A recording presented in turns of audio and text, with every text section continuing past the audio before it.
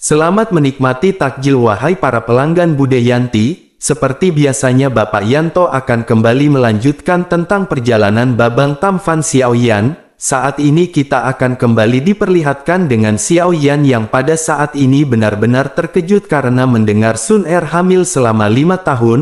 Xiaoyan tidak berani membayangkan terlebih lagi menerima Sun Er yang perutnya membuncit di hadapannya. Lalu Xiaoyan berpikir apakah pada saat ini dirinya telah jatuh ke dalam semacam sebuah ilusi. Xiaoyan memperhatikan Sun Er hingga pada akhirnya segera mundur beberapa langkah. Kemudian Xiaoyan melihat segala sesuatu di sekitarnya dan ini benar-benar semua sulit dipercayai. Lalu pada akhirnya pedang kuno api surgawi segera keluar di tangan Xiaoyan bersamaan dengan naga api yang mengamuk. Xiaoyan pun segera mengangkat tangannya dan hendak melambaikannya, akan tetapi tiba-tiba semua itu benar-benar hancur dalam sekejap, dan sebuah suara samar segera terdengar di belakang Xiaoyan dan Xiaoyan tiba-tiba berbalik. Suara tersebut berkata bahwa ini bukan adalah ilusi tetapi sebuah kenyataan. Xiaoyan pada saat ini bisa melihat seorang pria bersandar pada tiang yang berada di hadapannya. Kemudian wajah pria ini ditutupi dengan janggut dan dirinya memegang labu minuman di tangannya. Sementara itu Xiaoyan segera menangkupkan tangannya ke arah pria tersebut. Meskipun Xiaoyan tidak mengetahui kekuatan dari pria ini tetapi Xiaoyan bisa merasakan ketakutan di dalam hatinya. Dan pada akhirnya Xiaoyan pun segera bertanya kepada pria tersebut, siapakah sosok senior ini? Menanggapi pertanyaan Xiaoyan ini pria tua itu pun segera mengangkat labu anggur di tangannya. Setelah itu dirinya perlahan berkata bahwa dirinya adalah guru dari gadis ini. Tentu saja Xiaoyan pun seketika terkejut mendengar apa yang diucapkan oleh sosok tersebut. Lalu Xiaoyan akhirnya menjelaskan bahwa Sun Er telah dibawa pergi oleh Liontin Giok hanya setengah batang dupa. Akan tetapi pada saat ini mengapa Sun Er telah mengalami kehidupan selama 5 tahun, lalu di tengah-tengah kebingungan ini Xiaoyan benar-benar melihat sekeliling dan memperhatikan semua yang ada. Xiaoyan memperhatikan orang-orang yang berjalan bolak-balik di sekitarnya dan menemukan bahwa orang-orang ini semua mengambang, bahkan sosok mereka agak transparan dan tanpa kaki dan Xiaoyan segera menyadari bahwa ini bukanlah orang yang hidup. Dan mungkinkah seluruh perahu ini dipenuhi dengan sosok hantu? Lalu Xiaoyan yang tercengang pun tanpa sadar bergumam bahwa ini adalah kapal dari orang-orang mati. Kemudian Xiaoyan mulai mengingat apa yang dikatakan oleh Zhan Lao dan itu juga menegaskan apa yang dikatakan oleh Zhan Lao. Xiaoyan teringat Zhan Lao pernah memberitahu bahwa Liontin Batu Giok itu bukan berasal dari alam di benua Dodi yang ditempati oleh Xiaoyan. Sementara itu di sisi lain pria tua pun melihat ekspresi terkejut dari Xiaoyan dan mulai tersenyum. Lalu dirinya segera berkata kepada Xiaoyan apa yang dikatakan oleh Xiaoyan itu memang benar. Akan tetapi mereka bukanlah orang mati dan apakah Xiaoyan mengetahui gerbang neraka? Mendengar hal tersebut Xiaoyan benar-benar terkejut dan Xiaoyan juga pernah mendengar mengenai kata gerbang neraka. Tempat ini memiliki nama lain yang sering juga disebut dengan gerbang hantu. Hanya saja yang membuat Xiaoyan terkejut pada saat ini adalah bahwa gerbang hantu itu bukanlah sebuah legenda melainkan sebuah kenyataan. Lalu di tengah-tengah ketidakpercayaan ini pada akhirnya Xiaoyan segera bertanya, apakah ini adalah gerbang neraka? Melihat ekspresi terkejut dan kebingungan Xiaoyan bahkan Sun Er yang berada di sampingnya pada saat ini tertawa geli. Lalu Sun Er pun segera menjelaskan bahwa ini bukanlah gerbang neraka. Sun Er lanjut menjelaskan kepada Xiaoyan bahwa ini disebut dengan rumah hantu. Ini berada di antara gerbang hantu atau gerbang neraka dan dunia bawah.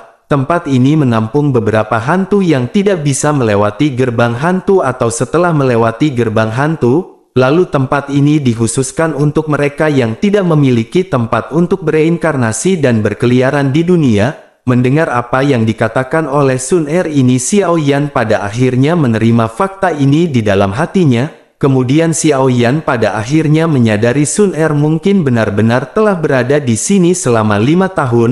Sun Er benar-benar mengetahui banyak mengenai hal ini jika dibandingkan dengan Xiaoyan sendiri. apalagi Sun Er telah berada di sini selama 5 tahun dan itu artinya kehidupan di dalam perut Sun Er telah dikandung selama 5 tahun, akan tetapi Xiao Yan pada saat ini masih tidak bisa melepaskan keraguan di dalam hatinya. Setelah Sun Er menjelaskan, Xiao Yan pun segera bertanya kepada Sun Er, apakah Sun Er benar-benar sudah hamil selama 5 tahun? Menanggapi hal tersebut, Sun Er pun mengangguk dan segera menjelaskan apa yang dirinya rasakan. Sun Er berkata bahwa dirinya tahu setelah dirinya hamil perutnya tumbuh dengan sangat lambat. Dirinya mengingat bahwa semua ini tidak sama dengan seperti dirinya melahirkan Lin Er, karena pada saat ini benar-benar butuh waktu 5 tahun bagi Sun Er untuk merasakan sedikit aura bayi. Mungkin pada saat ini bayi yang dikandung oleh Sun Er benar-benar bukanlah bayi yang biasa, oleh karena itu bahkan saat pembuahannya pun benar-benar tidaklah normal. Lalu di tengah-tengah percakapan antara Xiao Yan dan Sun Er, pria di belakangnya juga pada saat ini segera membuka mulutnya perlahan. Dirinya berkata tentu saja sebagai murid pertamanya tidak mungkin baginya untuk menerima orang yang biasa-biasa saja. Sementara itu Xiao Yan pada saat ini hanya menoleh ke arah pria tersebut dan kembali menatap ke arah Sun Er. Xiao Yan merasa bahwa di benua Dodi tidak ada guru yang pantas untuk mengajar Sun Er. Mengapa Sun Er pada saat ini tidak segera kembali dengan Xiao Yan? Mendengar perkataan Xiao Yan ini, sosok tua pun seketika terlihat marah terhadap Xiao Yan. Lalu dirinya pun segera berkata, apakah Xiao Yan pada saat ini mengetahui siapakah sosok tua ini? Melihat kemarahan dari gurunya, Sun Er pun buru-buru berbisik di telinga Xiao Yan dan menjelaskan sosok pria tersebut. Lalu setelah Xiao Yan mendengar namanya, Xiao Yan benar-benar sangat takut sehingga Xiao Yan segera menangkupkan tinjunya. Xiao Yan dengan hormat segera menyapa sosok tersebut yang pada saat ini sedang meminum anggur merah. Melihat sikap Xiao Yan yang tiba-tiba berubah menjadi 180 derajat, pria tersebut pun langsung menjadi lebih puas. Sosoknya pun seketika berdiri dan dengan tegas segera berbicara kepada Xiao Yan. Dirinya berkata agar Xiao Yan pada saat ini mendengarkan perkataannya dengan baik-baik. Semua orang pada saat ini memanggil dengan sebutan Raja Surga. Tentu saja Xiao Yan pun tercengang ketika dirinya mendengar perkataan tersebut dan membuka mulutnya. Xiao Yan pada saat ini berpura-pura sangat terkejut karena Xiao Yan baru pertama kali mendengar perkataan tersebut. Meskipun pria ini memiliki kekuatan yang kuat, tetapi perkataan tersebut benar-benar sangat konyol menurut Xiao Yan. Dan pada akhirnya Xiao Yan pun segera berkata, ternyata ini adalah Raja Tianzang atau Raja Surga Senior yang sudah lama dikagumi oleh Xiao Yan. Tentu saja hal ini benar-benar sangat beruntung karena dirinya bisa melihat wajah asli dari senior. Xiao Yan ingin tahu apakah senior pada saat ini memiliki ide untuk menerima murid lain. Xiao Yan pada saat ini hanya berbasa-basi bertanya mengenai menjadikannya seorang murid. Tentu saja Xiao Yan tidak pernah berpikir untuk memuja Raja Surga sebagai gurunya sama sekali. Sementara itu di sisi lain, Raja Surga dengan puas segera berbicara kepada Xiao Yan. Dirinya berkata bahwa dirinya tidak ingin menerima murid lagi, tetapi pada saat ini suasana hatinya sedang sangat baik dan tidak menjadi permasalahan untuk memberi Xiao Yan beberapa nasihat. Setelah berbicara, dirinya pun segera berjalan beberapa langkah ke depan dan segera menatap ke arah langit. Lalu dirinya segera menggaruk langit dengan telapak tangannya beberapa kali sebelum akhirnya menggelengkan kepalanya. Xiao Yan dan Sun Er melihat hal ini benar-benar kebingungan. Sementara Raja Surga pada saat ini menundukkan kepalanya. Dirinya pun segera bergumam bahwa ini benar-benar alam bawah dan bahkan tidak ada jejak Taoisme. Mungkinkah di alam ini yang tertinggi adalah Dodi dan tidak ada orang yang bisa menerobos ke Dosian? Sepertinya hal itu disembunyikan oleh aturan langit dan bumi. Dan mengapa ini terjadi? Mungkinkah dunia menengah khawatir kecepatan perkembangan dunia ini akan mengancam status mereka? Oleh karena itu mereka sengaja menyembunyikannya hingga pada akhirnya orang-orang bawah tidak akan dapat menembus. Mendengar hal tersebut, Xiao Yan berpikir bahwa semua ini benar-benar sulit untuk dipahami.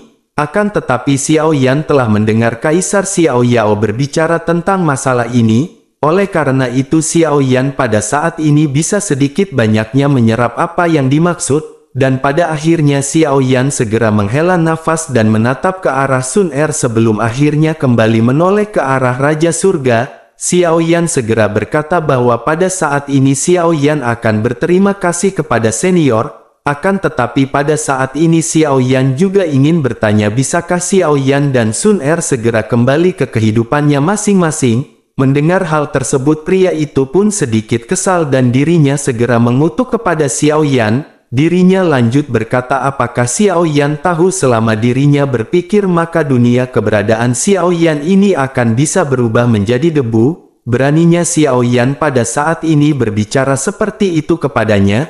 Menanggapi hal tersebut Xiao Yan pun segera berkata meskipun senior bisa melakukannya tetapi dirinya tidak akan mampu melakukannya. Sebagai guru dari Sun Er bagaimana mungkin senior akan menghancurkan tempat di mana Sun Er tinggal. Mendengar perkataan Xiao Yan yang sangat tegas ini Raja Surga pun hanya bisa menganggukkan kepalanya. Sementara itu Xiao Yan pada saat ini lanjut bertanya, apakah senior bisa mengirim mereka kembali? Menanggapi pertanyaan tersebut pria tua itu pun mengutuk kembali ke arah Xiao Yan. Dirinya berkata jika bukan karena gadis ini yang mencuci wajahnya dengan air mata setiap hari, pria ini tidak akan datang ke tempat yang malang ini. Jika Xiao Yan ingin pergi maka Raja Surga akan segera mengirim Xiao Yan untuk pergi. Adapun mengenai gadis ini dirinya benar-benar telah menjadi muridnya. Lalu apa gunanya baginya berada di tempat jelek seperti ini dan Xiao Yan bisa melihat kekuatannya pada saat ini. Mendengar hal tersebut Xiao Yan pun segera merasakan kekuatan Sun Er dengan kekuatan spiritualnya. Xiao Yan seketika terkejut menyadari kekuatan yang dimiliki oleh Sun Er pada saat ini. Terakhir Xiao Yan bertemu dengan Sun Er sebenarnya Sun Er benar-benar tidak mengalami peningkatan di Xiao Mansion. Bahkan pada saat itu Sun Er hanya memiliki kekuatan di tahap bintang 2 Dodi. Namun sekarang setelah menggunakan kekuatan spiritualnya untuk menyelidiki Sun Er, akhirnya Xiao Yan bisa merasakan kekuatan Sun Er benar-benar telah mencapai bintang 5 Dodi. Lalu Xiao Yan tanpa sadar bergumam bahwa Sun Er pada saat ini memiliki kekuatan di tahap bintang 5 Dodi. Bagaimana semua ini bisa terjadi hanya dalam waktu 5 tahun? Melihat keterkejutan dari Xiao Yan pria itu pun tampak segera berpuas diri. Lalu dirinya segera bertanya kepada Xiao Yan apakah Xiao Yan pada saat ini merasakan iri. Karena menembus bintang 5 hanya dalam waktu 5 tahun mungkin akan melampaui kecepatan Xiao Yan. Menanggapi perkataan tersebut Xiao Yan pada saat ini benar-benar tidak tahu harus berbicara apa, akan tetapi pada saat ini sebuah pikiran tiba-tiba muncul di benak Xiao Yan, namun pemikiran semacam ini membuat Xiao Yan merasa sedikit tidak tahu malu, karena ide ini adalah menggunakan kekuatan dari pria ini untuk memberantas Pil Palace hanya dalam satu gerakan, sehingga dengan begitu maka pertempuran ini benar-benar tidak akan membuat kekhawatiran. Sementara itu di sisi lain Raja Tianzang atau Raja Surga memandang ke arah Xiao Yan, lalu dirinya pun lanjut berkata meskipun pemikiran itu disembunyikan tetapi itu tidak akan berhasil untuk raja ini, meskipun dirinya tidak bisa menerima Xiao Yan sebagai murid tetapi raja ini sangat menyukai Xiao Yan, karena Xiao Yan pada saat ini ada di sini maka dirinya akan memberi Xiao Yan banyak keuntungan. Mendengar hal tersebut tentu saja Xiao Yan benar-benar sangat senang,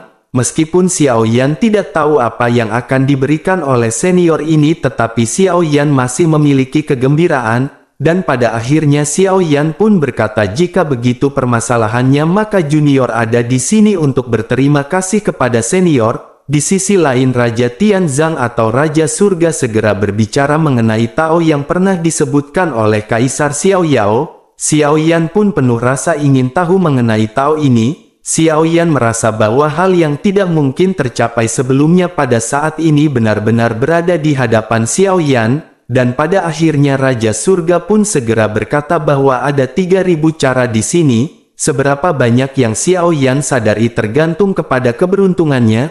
Lalu menanggapi hal tersebut Xiao Yan pun segera duduk bersila dan matanya terbuka lebar. Lalu ada deretan kata-kata yang berwarna berbeda di latar belakang. Xiao Yan bergumam bahwa benar-benar ada banyak cara hebat dan pasti ada jalan yang menjadi milik Xiao Yan. Saat ini Xiao Yan melihat kata-kata yang tidak terhitung jumlahnya dan perlahan menutup matanya. Xiao Yan tahu betul jika Xiao Yan terus mencari seperti ini maka Xiao Yan tidak akan mendapatkan apa-apa. Dao miliknya sedang menunggunya dan Xiao Yan juga sedang menunggu dao yang menjadi miliknya. Mereka dipisahkan oleh jarak tertentu dan perlu menggunakan hati mereka untuk merasakan satu sama lain. Xiao Yan pada saat ini bertanya pada dirinya sendiri, apakah sebenarnya dao itu? Kata ini mudah diucapkan tetapi itu membutuhkan pemahaman yang benar-benar membanggongkan. Bersamaan dengan itu Xiao Yan teringat perjuangannya dari awal di benua Douqi. Pada saat itu Xiao Yan mendapat api yang berbeda dan Xiao Yan terlahir kembali dari abu-abu dan Xiao Yan menyadari sepertinya daonya adalah api.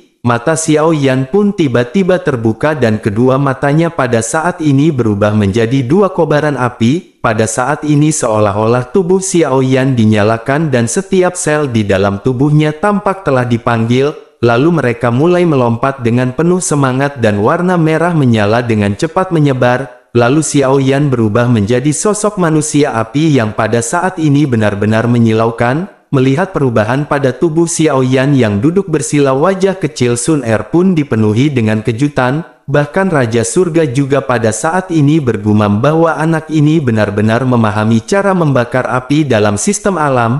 Melihat anak ini mengingatkannya pada alam atas di mana banyak para dewa api kuno. Sementara itu kembali ke Xiao Yan yang baru saja menerobos ke tahap akhir bintang 7 sebelumnya dan tiba-tiba mulai bangkit kembali. Lalu aura Xiao Yan pada saat ini benar-benar melonjak perlahan, dan pada akhirnya Xiao Yan segera membuka mulutnya dan meneriakkan kata api dan aura di tubuhnya seketika menjadi semakin melonjak. Lalu kekuatan tahap akhir bintang 7 Xiao Yan mulai naik seperti air pasang dan dengan cepat melambung. Bahkan udara di sekitar tampak terdistorsi oleh suhu tinggi dari nyala api di tubuh Xiao Yan. Sementara itu di daratan benua Douqi pada saat ini semua nyala api tampaknya telah diberi kehidupan. Mereka meletus dengan sangat hebat pada saat ini seolah-olah dipanggil oleh semacam panggilan. Bahkan gunung berapi yang telah lama diam segera meletus saat ini dan magma seperti api yang hidup melonjak. Lalu segala sesuatu dari magma ini bergegas keluar seolah-olah kemunculan Xiao Yan membawa pemimpin baru bagi semua sumber api di daratan. Bahkan Raja Surga juga pada saat ini bergumam bahwa dirinya benar-benar tidak menyangka elemen api di benua ini sangat mengenali bocah tersebut. Dan pada saat ini di daratan ada gunung yang menyala dan telah terbakar selama puluhan ribu tahun. Semua sumber api yang pada saat ini berada di benua Douqi menyala dan melesat ke arah langit. Lalu mereka seperti banyak pelangi yang pada saat ini melesat ke langit seolah-olah dipanggil oleh Xiao Yan. Dan semakin banyak pelangi api di benua Douqi maka membuat langit yang awalnya tertutup oleh bahtera dan jatuh dalam kegelapan pada saat ini secara bertahap menjadi cerah. Lalu cahaya pelangi masih terus berdatangan dan pemandangan ini secara alami menarik perhatian banyak orang. Kemudian lelaki tua yang melayang di atas Xiao Mansion juga pada saat ini alisnya berkerut melihat pemandangan ini. Lalu dirinya pun merenung sejenak dan bergumam, mungkinkah dao daratan ini telah terungkap kembali? Tampaknya kekuatan besar ini hanya memberi anak itu kesempatan untuk memahami dao. Tampaknya situasi tanpa pertempuran abadi di benua Douqi selama ribuan tahun akan segera dipatahkan, dan jika demikian bukankah benua Douqi akan dihancurkan kembali dan tidak akan ada kedamaian? Sementara itu kembali ke Xiao Yan yang pada saat ini masih duduk bersila dengan api yang membumbung tinggi ke langit, saat pelangi api yang tidak terhitung jumlahnya menyapu langit dan menyatu ke dalam tubuh Xiao Yan. Saat ini aura Xiao Yan pada saat ini menjadi semakin kuat, bahkan origin Qi dari api ini benar-benar jauh lebih kuat jika dibandingkan dengan origin Qi dari seorang Douqi yang biasa-biasa saja. Karena mereka memiliki origin Qi Kaisar Xiao Yan maka itu berarti hanya Xiao Yan lah yang dapat menyerap origin Qi dari Kaisar tersebut. Xiao Yan terus-menerus menyerap pelangi api untuk meningkatkan kekuatannya. Pada akhirnya Xiao Yan yang duduk bersila merasakan origin Qi yang kuat di tubuhnya. Lalu, Xiao Yan akhirnya berteriak untuk memberikannya terobosan. Xiao Yan meminta Kaisar Api dari benua Douqi untuk memberikan bantuan kepadanya. beri sedikit sumber energi untuk dapat menembus ke puncak bintang 7 Dodi. Bersamaan dengan teriakan Xiao Yan ini di dalam ngarai setinggi 10.000 meter yang berada di benua Dodi, ada suara rengekan pada saat ini segera terdengar di dasar ngarai yang gelap, dan sepasang pupil yang menyala tiba-tiba terbuka. Lalu ngarai yang gelap itu pun tiba-tiba terbakar dan sosok pada saat ini segera melesat ke arah langit. Bayangan api besar pada saat ini membumbung ke langit dan berputar-putar di udara. Setelah itu sesosok penampilan pada saat ini dapat dilihat jelas oleh semua orang. Mata dari sosok ini seperti dua manik-manik kaca transparan dan seluruh bola matanya tampak mengandung esensi langit dan bumi. Lalu hal yang paling mencolok adalah sosok ini merupakan burung yang hanya memiliki 3 kaki dengan penampilannya yang menutupi dunia yang gelap di benua Dodi. Sosoknya pada saat ini segera menerangi area yang luas, dan jika dilihat dari kejauhan, maka sosok ini benar-benar terlihat seperti matahari yang terik. Lalu setelah kemunculannya, beberapa orang secara alami mengenalinya dan mata mereka dipenuhi dengan keterkejutan. Semua orang menyadari bahwa ini adalah sosok yang disebut dengan gagak emas berkaki 3. Makhluk yang kuat dan misterius seperti gagak emas berkaki 3 ini seperti eksistensi yang legendaris. Bahkan banyak orang telah mendengarnya tetapi mereka belum pernah benar-benar melihat sosoknya. Lalu sosok gagak emas berkaki 3 ini telah diam untuk waktu yang lama yang tidak diketahui dan baru pada saat ini dibangkitkan kembali. Lalu lelaki tua yang melayang di atas Xiao Mansion juga pada saat ini secara alami melihatnya. Kemudian dirinya memandang dengan penuh rasa ingin tahu pada gagak emas berkaki 3 yang tampak sangat bahagia di kejauhan. Lalu dirinya pun bergumam bahwa dirinya tidak berharap itu telah menghilang begitu lama dan ternyata seseorang telah menunggunya. Apakah sosok burung nomor 1 ini yang memiliki kepribadian yang sulit diatur juga akan mematuhi bocah tersebut? Di sisi lain pada saat ini tetua bintang 9 dari ras monster juga terkejut di udara. Dirinya memandang gagak emas berkaki 3 dan benar-benar sangat terkejut. Dan pada akhirnya dengan ragu-ragu dirinya pun segera berkata bahwa ini adalah api surgawi nomor 1 yang telah lama menghilang. Dirinya benar-benar tidak menyangka bahwa dirinya akan bisa melihat api surgawi yang memiliki nama Great Sun Golden Crow Flame. Sementara itu di sisi lain di aliansi bayangan sepasang mata merah tiba-tiba terbuka. Lalu cahaya dari gagak emas ini menyinari gua hantu dan samar-samar memantulkan wajah di bagian terdalam gua hantu. Wajah ini tampak terlihat pucat dengan mata merah tanpa pupil. Lalu di sekelilingnya ada rantai besi yang tidak terhitung jumlahnya yang melekat pada daging dan darah di punggung orang ini. Kemudian hal yang paling mencolok adalah di dada orang ini ada tulisan berwarna merah darah yang bertuliskan jiwa. Lalu sosok ini pun segera tertawa dan bergumam bahwa itu benar-benar menarik. Sudut mulut dari orang ini retak dan memperlihatkan 2 baris gigi yang tajam. Tidak lama setelah itu sesosok seketika muncul entah dari mana dan berlutut di samping sosok tersebut. Sosok yang baru saja muncul segera bertanya apakah tuannya memberikan perintah. Sosok tersebut pun segera berkata agar si pesuruh pergi dan mencari tahu. Dirinya harus melihat siapakah orang yang telah disetujui oleh Great Sun Golden Crow Flame dan biarkan dirinya bergabung dengan aliansi bayangan dengan segala cara. Jika orang itu tidak patuh maka dirinya diberikan perintah untuk membunuhnya. Setelah mendengar tugas ini sosok pesuruh pun seketika menghilang diikuti dengan bawahannya.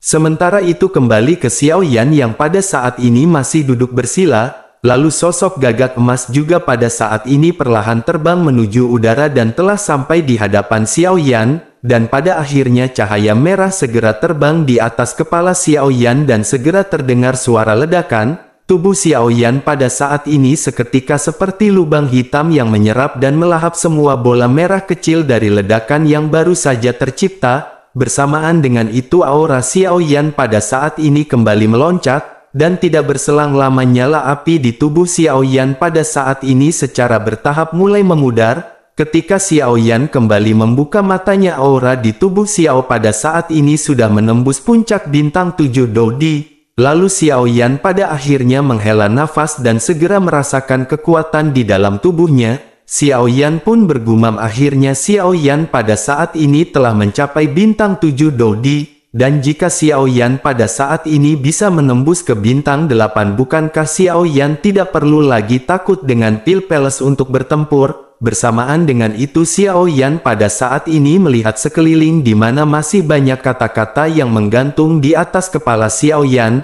Lalu Xiao Yan pun bertanya apakah semua ini masih belum berakhir? Sementara itu di sisi lain suara Raja Tianzang kembali terdengar oleh Xiao Yan. Dirinya berkata sepertinya tubuh Xiao Yan bukan hanya memiliki cara pembakaran dari api, mungkin ada cara lain dan Xiao Yan pada saat ini harus memikirkannya. Mendengar hal tersebut Xiao Yan pun tercengang dan pada saat ini Xiao Yan segera memikirkan sesuatu, karena mungkinkah selain dari api surgawi, roh hantu dan segel roh juga telah mencapai alam pencerahannya? Mungkinkah pada saat ini 3 benda ajaib di tubuh Xiao Yan benar-benar telah mencapaikan pencerahan taonya masing-masing? Lalu pada akhirnya Xiao Yan pun segera merasakan roh hantu dan segel roh di dalam tubuhnya. Setelah memperhatikan Xiao Yan pada saat ini menyadari keduanya benar-benar telah mencapai pencerahannya, sehingga Xiao Yan pada akhirnya segera memfokuskan pemikirannya. Lalu bersamaan dengan itu ada warna merah hitam dan biru muda yang tercetak di atas jidat Xiao Yan. Xiao Yan menyadari dengan jelas bahwa ini mewakili api surgawi, segel roh dan roh hantu, dan pada akhirnya aura Xiao Yan mulai kembali meningkat terus-menerus dan semakin banyak origin Qi yang diserap oleh Xiao Yan.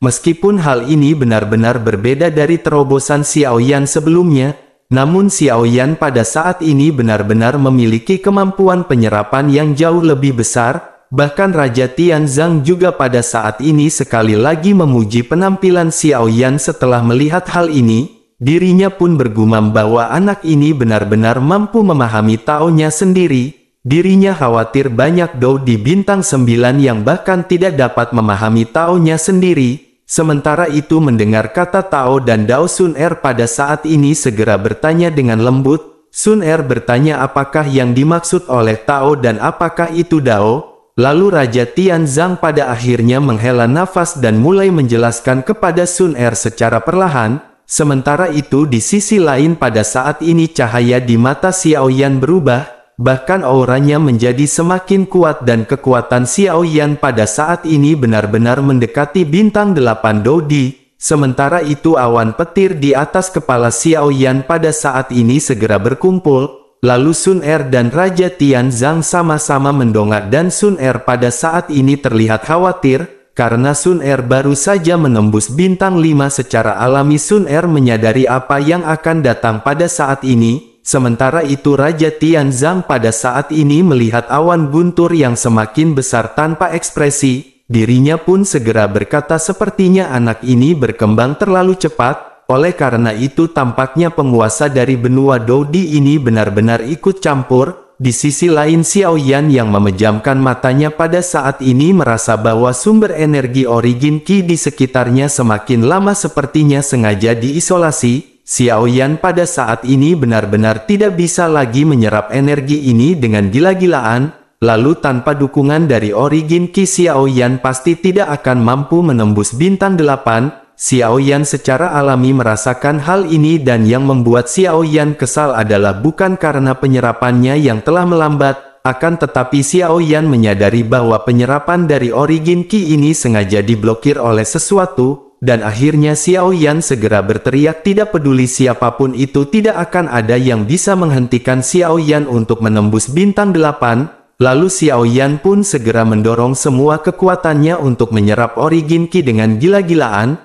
Lalu peningkatan penyerapan Xiao Yan pun bertambah tetapi pada saat ini Xiao Yan menyadari hal tersebut masih kurang. Sementara itu Xiao Yan juga pada saat ini dapat merasakan awan guntur di atas kepalanya semakin besar. Xiao Yan terus mendorong tubuhnya untuk meningkatkan penyerapan dari origin Qi ke dalam tubuhnya. Xiao Yan pada saat ini benar-benar bertekad bahwa dirinya harus segera menembus bintang 8 Dodi supaya bisa mendapatkan janda bohai baru lagi.